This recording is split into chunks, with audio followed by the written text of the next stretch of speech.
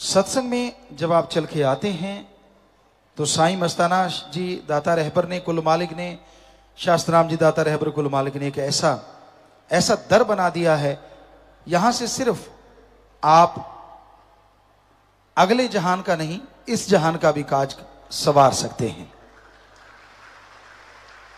यह आपकी श्रद्धा, आपकी भावना पे निर्भर करता है। श्रद्धा सिर्फ सदगुरु मालिक के लिए रखनी चाहिए, किसी आदमी के पीछे पागल नहीं होना चाहिए।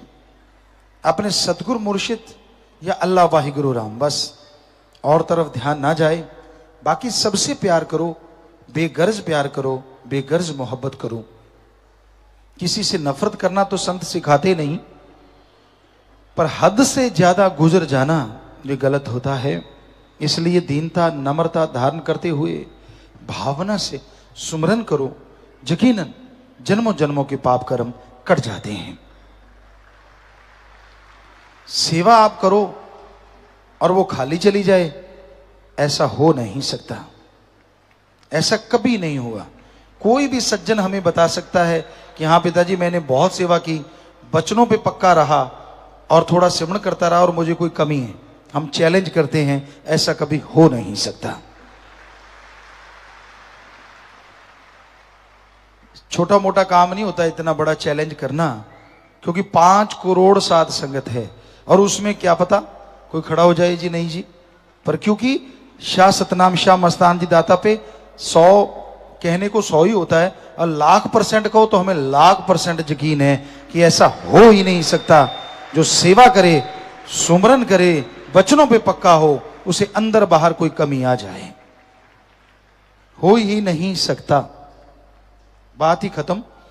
तो अब आप सोचिए, अगर आपके कमी है या कोई वजह परेशानी है, कोई मुश्किल है, तो आप या तो सेवा नहीं करते, या दृढ़ यकीन नहीं है, या वचनों में कमी है, या फिर थोड़ा थोड़ा सुमरण भी नहीं करते। और इसके अलावा निंदा, चुगली, वो चुगली नहीं, अल्लाह वाहिगुरु राम की निंदा करना, वो सबसे बड़ी निंदा मानी जाती है। वैसे तो हर निंदा बुरी है, या उसमें से कभी आप शामिल हो गए हो, तो इन वजहों से आपकी कमियां हैं। आप अपने आप को कैलकुलेट करो। आप कपड़े देखते हो ना सुबह, बहुत से लोग आप में से, मेरे तो प्रेस नहीं करे हुए, कईयों को आदत होती, मेरा तो बटन टूटा हुआ है, मेरा थोड़ा सा फटा हुआ है इधर से, ये नहीं वो नहीं। कभी अपने आप को चेक किया आप कहीं कहां से फटे हुए हो? सुई धागे से पेबंद लगा लोगे, सुई धागे से बटन लगवा लोगे, कुर्ता सही है, शर्ट सही है, सब कुछ ठीक है, लेकिन जो खुद फटे हुए हो वो कैसे सियोगे? कभी विचार किया करो, वरना आपको कमी आने का मतलब ही नहीं है, सवाल ही पैदा ही नहीं होता कि सच्चे सौदे के मुरीद को कोई कमी आ जाए। हो ही नहीं सकता। हम छाती ठोक के दावे से कहते हैं, क्योंकि मस्ताना जी महाराज, शास्त्राम जी महाराज ने जब ये आश्रम डेरे बनाए तो ये इसी आधार है, नीम है ये, कि सच्चे सौदे के मुरीद को ना अंदर कमी आए ना बाहर, पर उसके लिए शर्त ये है।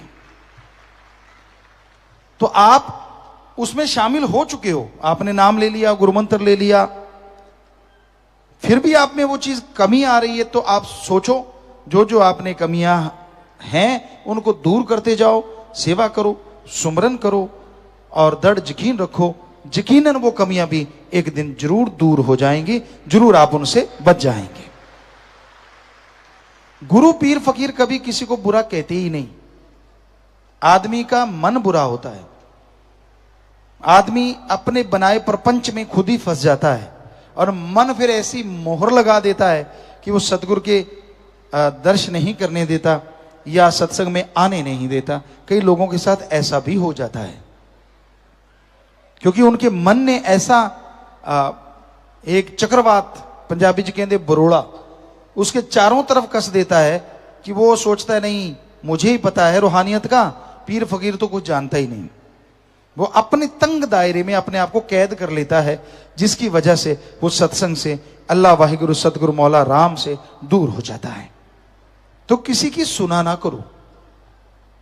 इसका मतलब यह नहीं है कि बिल्कुल ही ना सुनो, निंदा ना सुनो, बुराइयां कोई गा रहा है वो ना सुनो, हो सके तो गालियां दो भी ना और सुनो भी ना। तो ये कहते कि ना सुनो इन चीजों को। सुन लिया, मान लीजिए कहीं निंदा सुनी गई, किसी ने गालियां दे दी वो सुनी गई, कोई गलत बोल रहा था वो सुना गया, तो 5 मिनट सुमन कर लो पानी पी के, उसी समय हिसाब किताब बराबर। जो सुना है उसका फल आपको नहीं मिलेगा, बोलने वाला जाने करने वाला जाने, पर आप बच जाओगे। बताओ इससे आसान तरीका हो सकता है? 5 मिनट, सिर्फ 5 मिनट।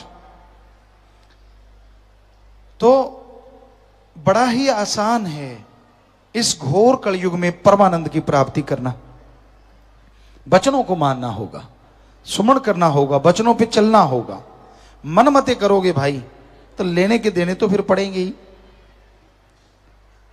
और जब लेने के देने पड़ते हैं तब सतगुरु भी याद आता है, भगवान भी याद आता है। कई तो याद करते हैं कि मालिक ये क्या हो गया, कई फिर दोष देना ही शुरू कर देते हैं, तेरे होते मुझे ये हुआ। अरे जिसका तू बना हुआ है उसके जब वचन नहीं मानता तो फिर वो क्या करे? ठीक है, सतगुर के वचनों पे पक्के करो रहो, फिर कुछ हो जाए मुर्शिदे कामिल होने ही नहीं देंगे, ये पक्का है। अब बाप तो जज है, बेटा डाकू बन गया, डाकू बन के वो पकड़ा जा रहा है, सजा हो रही है, कहता मैं जज का बेटा हो के मुझे सजा। अब बेचारा जज क्या करे, तू तो बुरे कर्म करके खुद डाकू बन गया है, कर्म तो तेरे बुरे हैं, बाप क्या करे भाई? तो पीर फकीर क्या करे? वो तो दुआ कर सकता है, मालिक से प्रार्थना कर सकता है, पर कर्म तो आपने करने हैं। आप पशु थोड़ा ही ना है जो खूंटे पे बंधे हुए हो कि भाई मैं तो कोई कर्म करूंगा तो जो फकीर कहेगा वही करूंगा, ऐसा तो है नहीं। आप तो खुले चढ़ते हैं, दुनिया में रहते हैं, तो वो दुनियादारी में जब आप रह रहे हैं उस समय आपके कर्म जो आप कर रहे हैं तब तो आप मर्जी के मालिक होते हैं ना। मैं जो करूं सो मर्जी का मालिक, मैं ये करूं मेरी मर्जी, वो करूं मेरी मर्जी।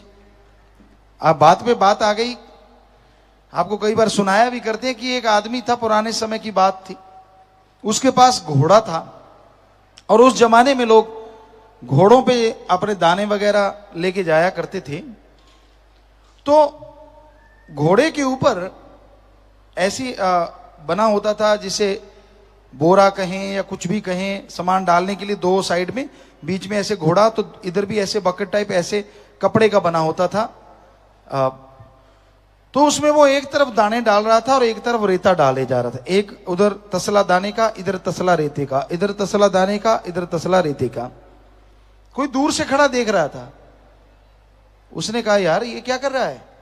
कहते यार 2 मन दाने हैं तो मैं 2 मन दाने डालूंगा इधर, तो 2 मन रेता भी तो बराबर डालना पड़ेगा ना कि बराबर बैलेंस रहे, वरना ऐसे गिर जाएगा। वो समझदार था आदमी, कहते यार 2 मन है? कहता हाँ, तो 1 मन इधर डाल ले, 1 मन इधर डाल ले, घोड़े को 2 मन एक्स्ट्रा वजन नहीं उठाना पड़ेगा, क्या फर्क पड़ता है अगर तू ऐसे कर ले तो? कहता सुन, घोड़ा किसका? कहता भाई तेरा। चने किसके? कहता भाई तेरे। तो कहता फिर तेरे पेट में दर्द क्यों? मैं तो ऐसे ही डालूंगा। कई ऐसे अड़ियल टट्टू होते हैं, जितना मर्जी समझा लो, मैं तो ऐसे ही करूंगा, और जब पढ़ते हैं लठ, कहता गुरुजी मैं तो तेरा बंदा, भगवान मैं तो तेरा बंदा। अरे तेरी काली गऊ, पीली गऊ, नीली गऊ, तो जब सांड बना हुआ था तब किसका था? तब तो अकड़ता था ना, मेरे को क्या होने वाला है, मेरे को तो कुछ भी नहीं होता, मैंने तो ये कर्म कर लिए, वो कर्म कर लिए, मेरा तो बाल बांका नहीं हुआ। वो सब देख रहा है, जब होने पे आया फिर आप तिल मिलाओगे, फिर आप भगवान को दोषी ठहराओगे। खुद कर्मों से बाज नहीं आता है इंसान, और जब कर्म भोगने पड़ते हैं तो सारा दोष अपने सतगुर मौला पे लगा देता है। ये तो कर्म भूमि है, जैसे कर्म करोगे, जैसा बीज डालोगे, काटना तो पड़ेगा। हां, सुमन करते हो, सतगुरु डाढ़ा है, अल्लाह वाहिगुरु बहुत पावरफुल है, सुमन करोगे, सेवा करोगे, तो वो पहाड़ जैसे कर्मों को कंकर में बदल जरूर देता है, इसमें कोई शक नहीं। पर कईयों के होता है कि इस जन्म में कोई कर्म बुरा नहीं किया, वो होते संचित कर्म, जन्मों जन्मों के भयानक कर्म इकट्ठे होके।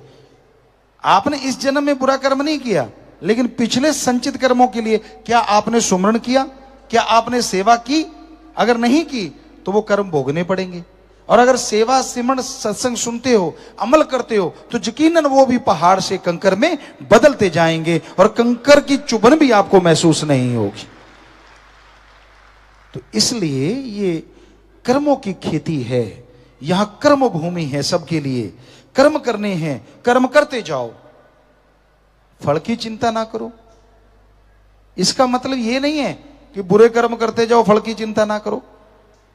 कहने का मतलब अच्छे कर्म करते जाओ, कर्म योगी बन के अच्छे कर्म करो, फिर फल की चिंता मत करो, क्योंकि 100% भगवान अच्छे कर्मों का फल अच्छा देंगे ही देंगे। पर बुरे कर्म करोगे तो फिर आपको पता ही है, जैसा कर्म वैसा फल वो भी आपको मिलेगा ही मिलेगा। किसी का इसी जन्म में भुगत जाता है, किसी का ऊपर जाके नरकों में। पर यह नहीं होता कि यहां एहसास ना हो। जैसे कर्म करते हो, आगे रास्ते में तो आना ही आना है। जितने मर्जी चालाक बन जाओ, जितने मर्जी टौर शौर पंजाबी में कहते हैं ना, लेप शेप कर लो, कर्मों का फल तो देना पड़ेगा, भोगना पड़ेगा। एक ही तरीका सेवा सुमरण सत्संग जो कर्म काट देती है। कई लोग कहते हैं यार रोज ही सत्संग में चल पड़ते हैं। कईयों को होता है सत्संग सुना है, वो ही वचन आएंगे, वाह आप तो भगवान हो गए। क्योंकि भगवान को ही पता है वो फकीर को क्या कहलवाएगा, फकीर को खुद पता नहीं होता। माई को क्या पता कौन बोलेगा या क्या बोलेगा।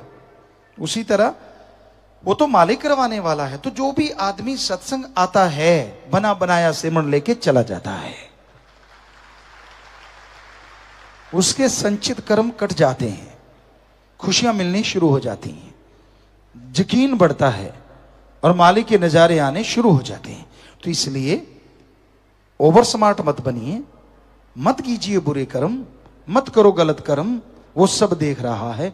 अच्छे कर्म करते जाओ, भले कर्म करते जाओ, सेवा सुमन करते जाओ, यकीनन अंदर बाहर से माला माल हो जाओगे। धन सतगुरु तेरा ही आशा। सभी साध संगत जी से निवेदन है कि मेरा चैनल जरूर सब्सक्राइब करें जी। धन धन सतगुरु तेरा ही आसरा।